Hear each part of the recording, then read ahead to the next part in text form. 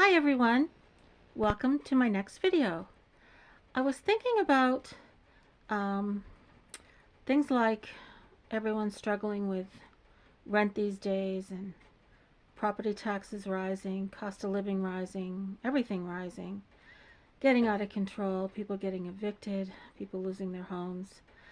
And I realized um, maybe some of you have never considered um, living off grid the way I do. And maybe it's not for you. But I just thought I'd talk about it and explain a little bit about what I learned from my own experience and the benefits that I believe are just amazing with having a really affordable lifestyle, such as living off grid. Now, the first thing, first of all, I was 65 years old when I decided to do this. With no prior experience other than camping as a little girl with my parents. And But I've always been independent, the outdoor kind of type, very active. So I was really excited to try it. Now, I knew the area where I wanted to move to, but as I contacted various realtors, every single one of them laughed at me and said, Barbara, you're never going to be able to afford that area. There's no way. I wanted to live either near the ocean or on the ocean, and that made them laugh even more. Um, so, rule number one, don't ever listen to anybody else. If there's something you really want to do, keep at it, and something will happen. Which is what, um, which is what I did because I found a small, unfinished cabin on 20 acres with its own little beach right smack on the ocean. Uh, Not insulated, no electricity, no water, with a very, very long driveway with a kind of a steep hill at the bottom.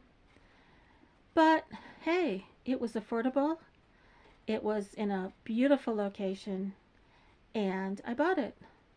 So the first thing I did was um, install a very high quality wood stove. So do not attempt to do this on your own. Yes, you can learn a lot from watching YouTube videos, which I did about other projects, but not something like this. Get someone qualified, someone who understands the specs of your house, the size of the stove you need, how to properly run the chimney up, and all of that. The proper kind of piping, how to install it correctly, not upside down, which I've seen happen, and just spend the money and have someone do it correctly. So then I was needing to insulate this place, and I did not want to spend any money. I wanted to do it myself, so I went to YouTube. And lo and behold, there was someone who showed me it wasn't complicated at all. I learned which brand to use, how to measure the spacing between the studs. And after the first piece went up, I thought, heck, this is easy. I can do this.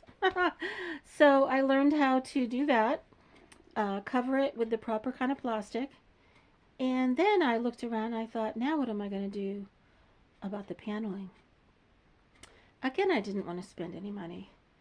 And so I watched another YouTube video about this guy who uh, found free wooden pallets at various hardware stores and pried the boards off with a crowbar, and sanded them down with an electric sander, which I use my generator for.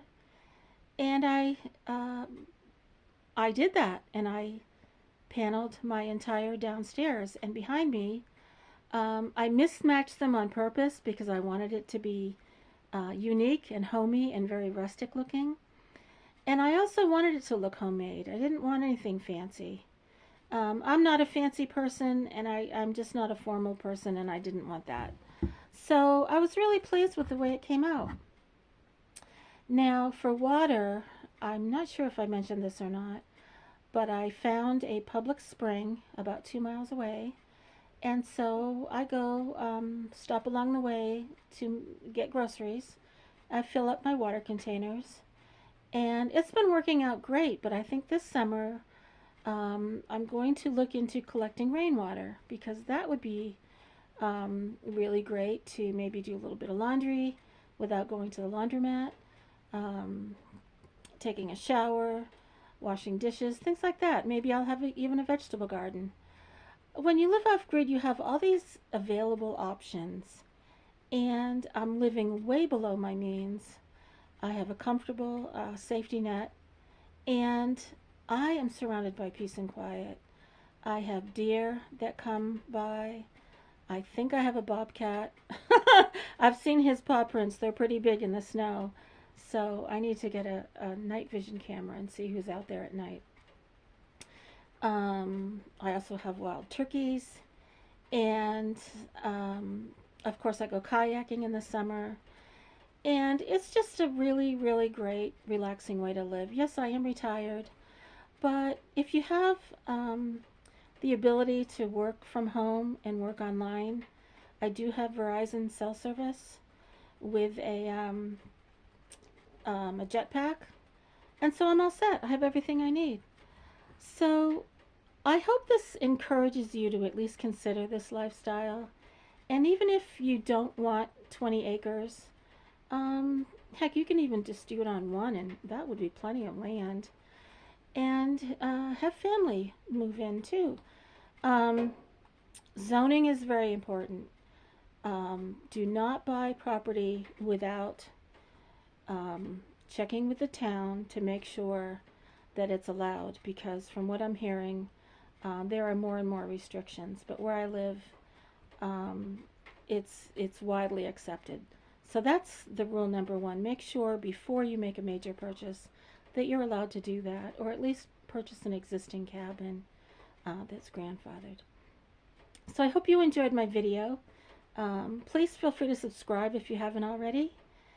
Hit the like, and feel free to leave comments. I'd love to hear your questions and what else you'd like to hear about. My next video will be another true paranormal story that is yet another an amazing occurrence, and I will add that to my series of true paranormal stories that I've experienced throughout my life. So thank you very much, and I hope you enjoyed watching. Have a great day, everyone.